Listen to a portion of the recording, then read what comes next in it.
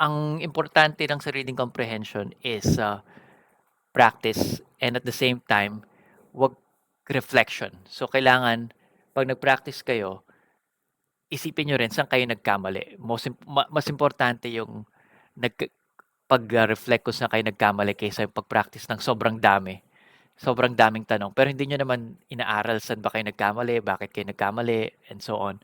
So, yun yung importante. So, ano yung mga best, practices sa reading comprehension? So, una, when approaching the passage, eto dito muna tayo bago kayo mag-start magbasa ng passage ng article, okay?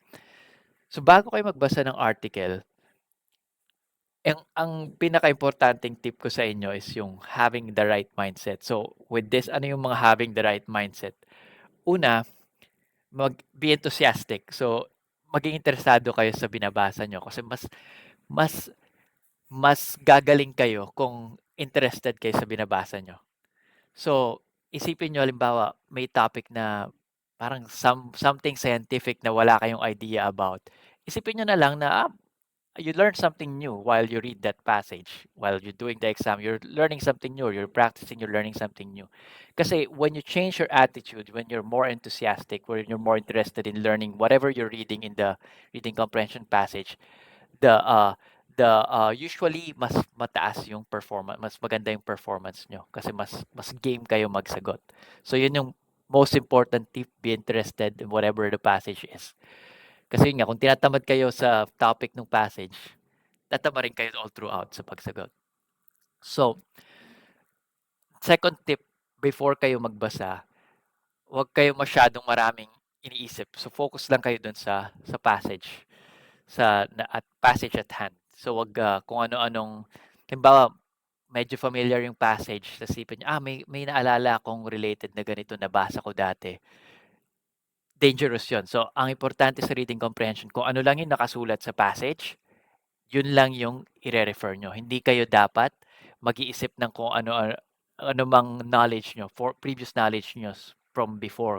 Common knowledge or personal knowledge about the topic. For example, if the topic is about, say, cycling, bicycle.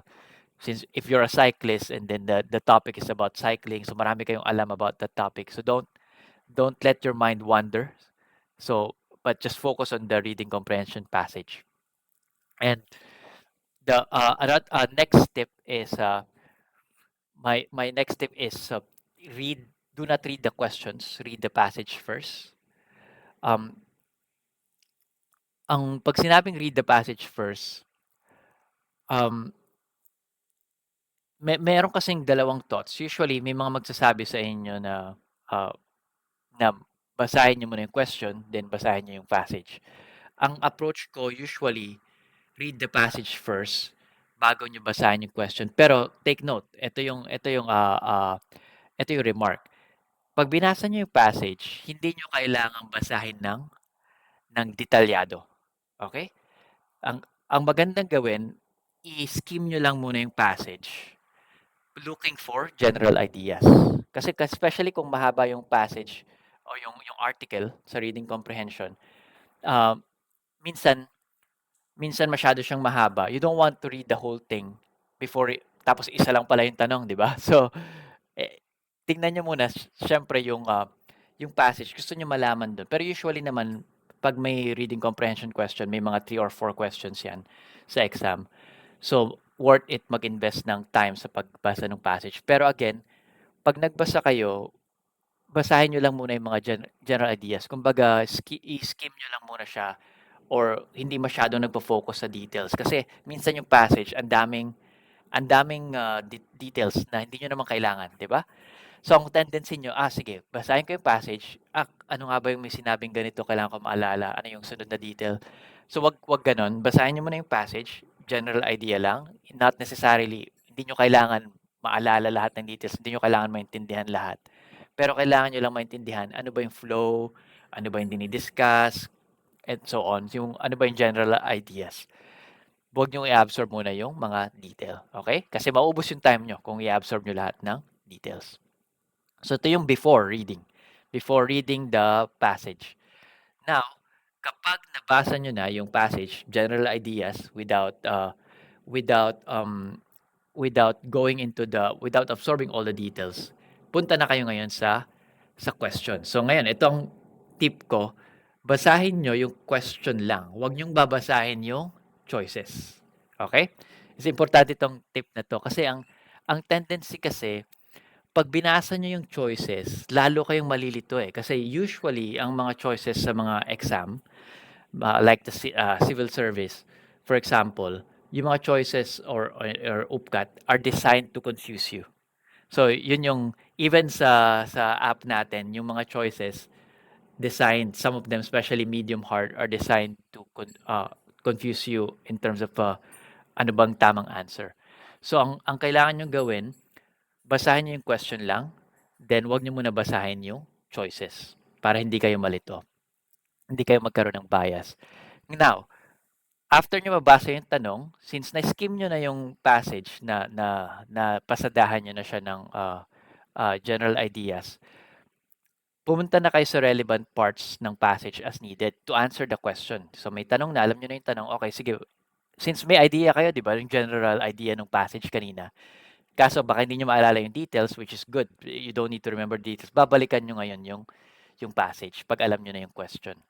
Okay? Sa relevant parts. Kaya importante, kung hindi niyo naaral yung general ideas, hindi niyo alam saan banda ba ng passage ako pupunta. Kaya importante na basahin mo na yung passage ng mabilis lang to find the general ideas. Then, after nyo bumalik sa passage, ang gagawin nyo, mag-come up kayo ng sagot nyo muna with your own answer before looking at the available choices.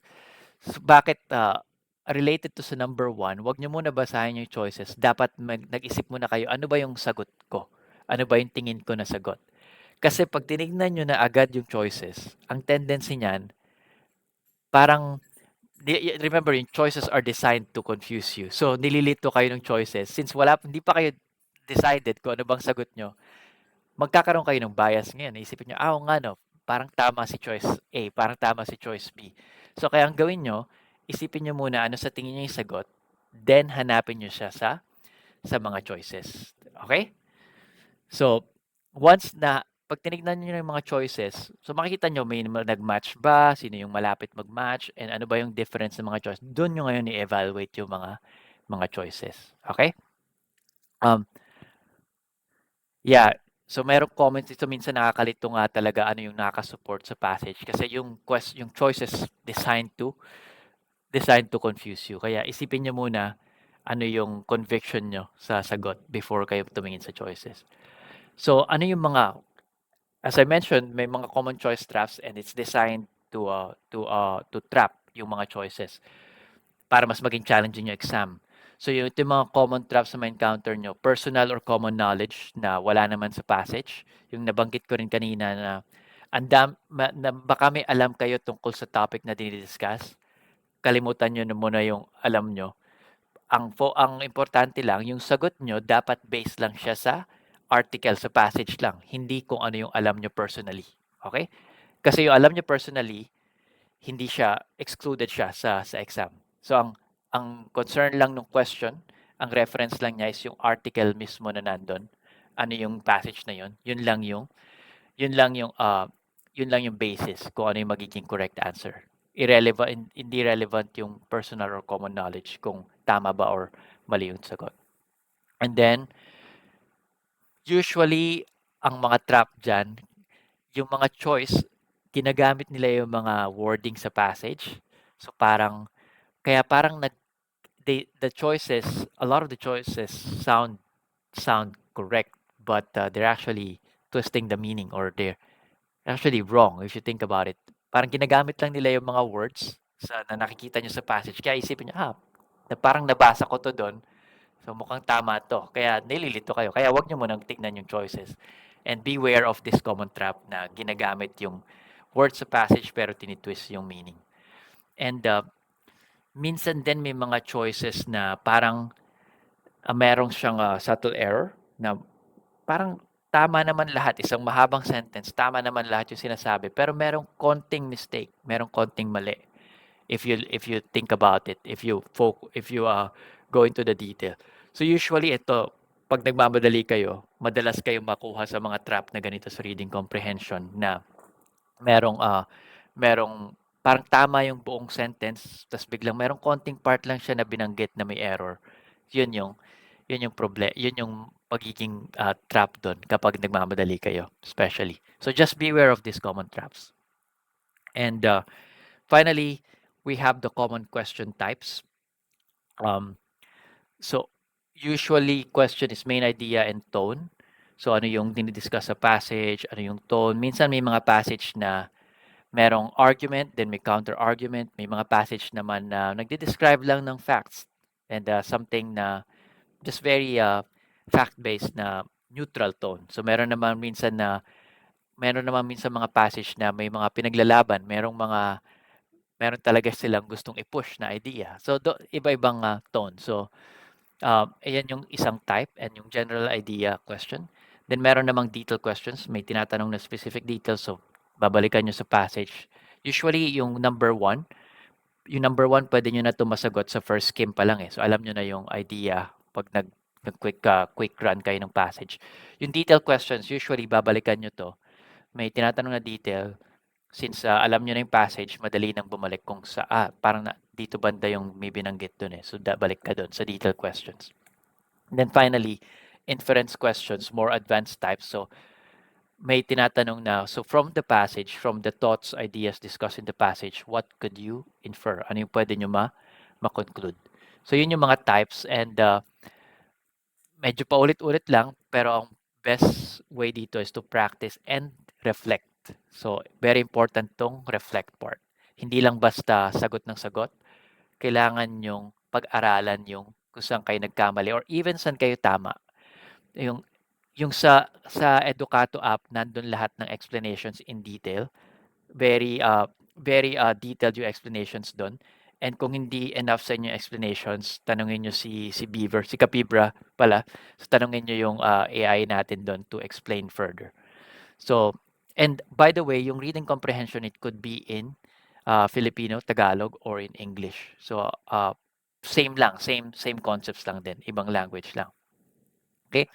And then, yeah, lahat ng reading comprehensions nandun sa app and lahat 'yon actually sa practice questions ay free. So, 'yun lang yung sa reading comprehension and hindi na tayo mag-go ng question by question kasi mas effective if you go through it by yourself.